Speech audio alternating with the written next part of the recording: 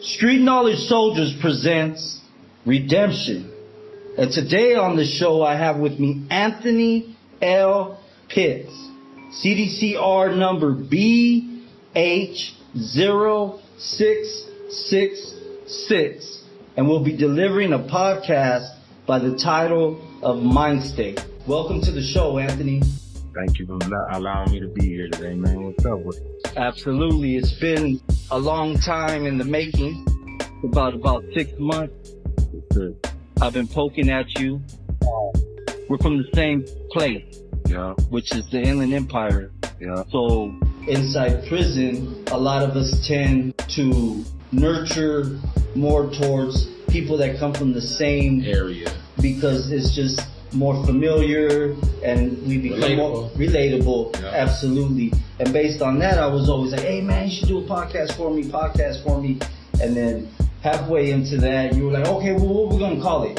And then we came up with Mind State. And then weeks, months went by and we never got to it. But now here we are now today, once and for all. Correct. So now we're moving and grooving. And I'd like to ask you, for our listeners' sake, how old are you right now? I'm 34 right now. And you've been incarcerated for how long? 8 years. And is this your first, second, third term? First term. So your sentence was? 50 years to life. So I assume it was for Penal Code 187. Correct.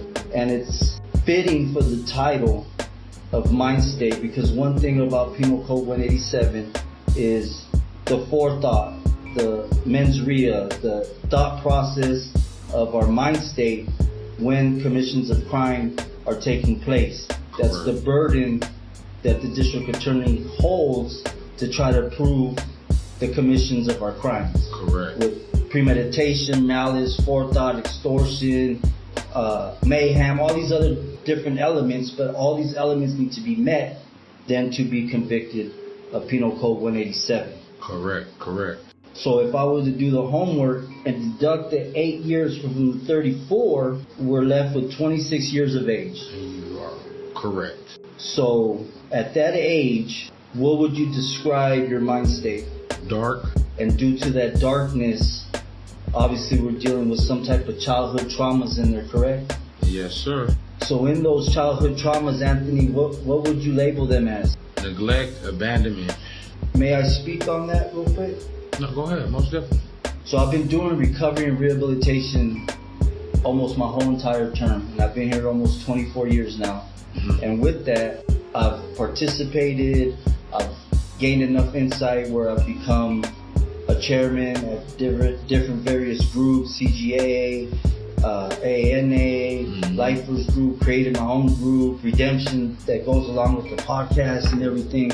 And one common denominator that I've come across, including with myself, because I as well was a member of a gang, and neglect and abandonment left me feeling like that brotherhood and that fellowship, even though warped in its belief system, was filling that void that I was being neglected and abandoned from at home. So then with that void being filled, created my loyalty to the point I'm willing to do anything and everything for this family, which is a gang, that could even cost me my life. So I'm willing to die for it and get incarcerated for it. Correct. So in that mind state at 26 years old, describe it to us. So 26 years old, I just had my son. I started playing football like 2 years prior to that. And I'm like, okay, you know what? I feel like I was cheating myself, right? Because the way I was cheating myself was this way. I realized that, you talking about back then or right now? Back then, at the age of 26. Oh, okay. I'm going to go into right now. No, we'll get to right now. But I want to know, now you added more element to it because you're also the father of a toddler. Yeah. So I have 3 kids, right? And all I did was pass down the trauma that was passed down to me, right? Because when you take that decision, right, to take somebody's life, to do anything wrong, period, right? You're not looking at the bigger picture. The bigger picture is the community, you know?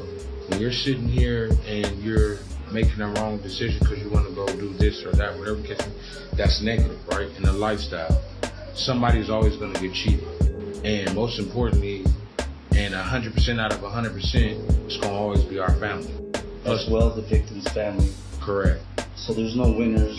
Nobody wins in that. All losers. And now your children are being cheated, and the family is being cheated of their loved one and their family member. Exactly. At that age, did you feel it's either me or them or me or him? Or are you talking about when I was 26 or before? When you were 26. Your mind state obviously was aggressive, correct? Correct. My mind state was anger, right? My mind state was, I don't give a f, right? I don't give a about literally nothing. And it showed because look where I'm at today. You know? With that not giving a f, obviously, even though if you were to say, well, you love your kids, you love your family, you say you love them, but if you really love them, those actions say contrary to. So in that giving a f, they got wrapped up in that whole not giving a f. For sure. And, you know, what's crazy is my daughter be telling me, like, I love you, Dad, I love you, like, you know. I know it's meaningful. And I know at the end of the day, that's my motivation, you know. Because today, not just my kids, but everybody's, right? We're raising tomorrow's generation. So how we perform in our kids' life today is how they gonna perform tomorrow on the streets. So even with your incarceration and the 50 years to life, and now being down 8 years, you still use the mind state of wanting to be a physical presence in your children's life and still parent them, even though it's not through physical nature like a normal child would, but visit here and there, FaceTime, phone, this, that, so you're still being predominantly in their life. Yeah, they know who their dad is, for sure. They know. So let's get straight to the chase, because these things don't last very long. These little 15-minute intervals and these short podcasts we get to run. So you're a gangbanger. Yeah. San Bernardino, California, correct? For sure. Crip. For sure. And with that, it costs you your life, correct? For sure, for sure. 50 years to life. For sure. In these 8 years, you're not the same person.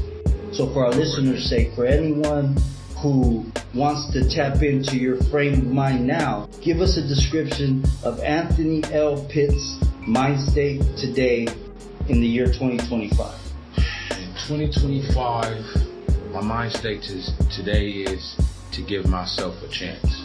I didn't give myself a chance when I was out there in the streets, because at the end of the day, I made a lot of irrational choices, right? But in the same token, I was operating out of a different mind state, because I didn't know the tools that I are now learning, right? And have learned and learn how to apply them. Now I know how to, to use them.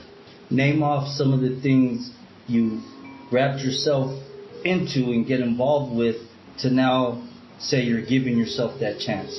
For our listeners' sake, name off some things. I'm doing CGA. I'm doing ARC CGA. I'm doing AA. I'm doing Lifer Circle Group.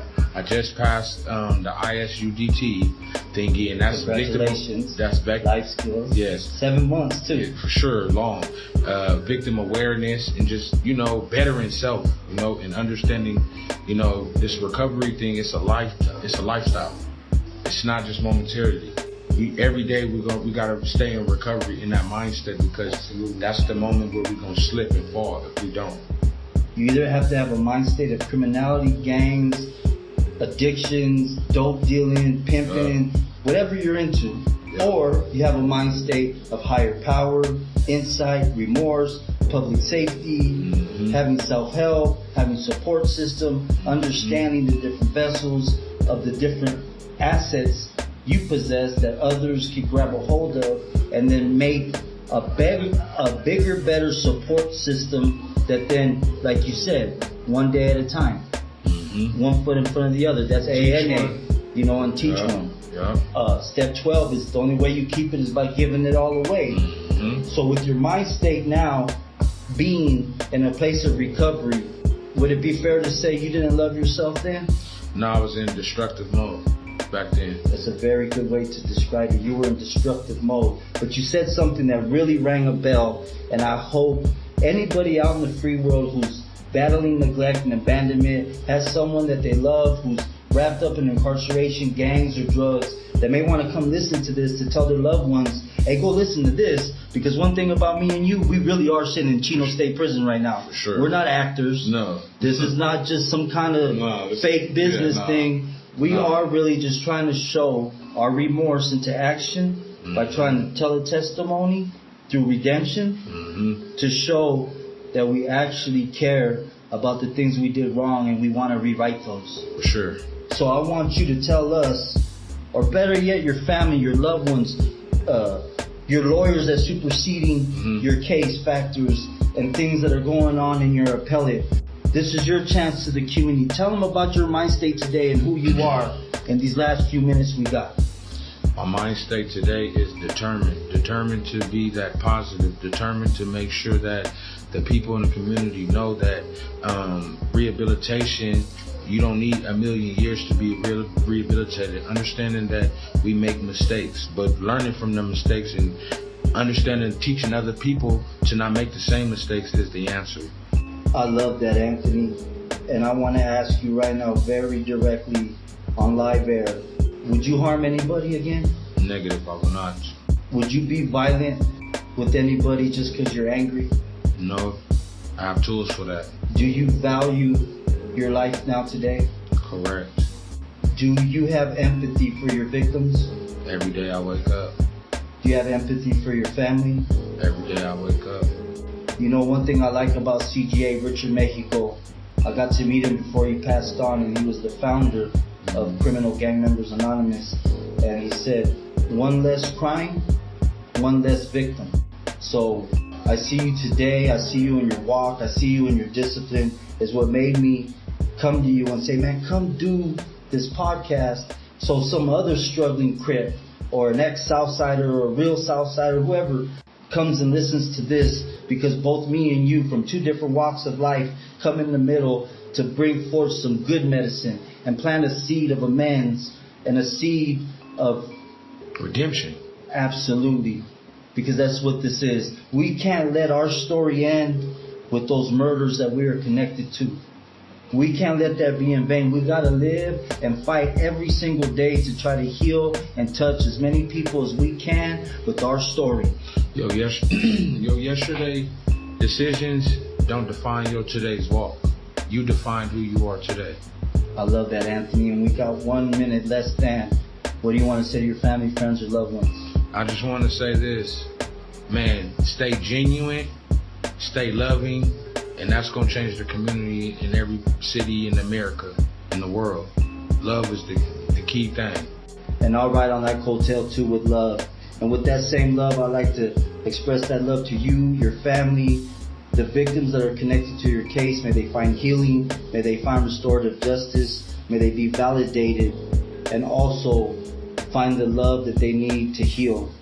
And with that, if you like what you heard, drop a like, a share, a subscription. If you want to drop a note or say some nice words to Anthony, drop them in the comment box. We will forward it to Anthony, and we'll return with another part of Mind State by popular demand. So from Street Knowledge Soldiers presents Redemption, we'd like to bless you, Anthony. Thank you.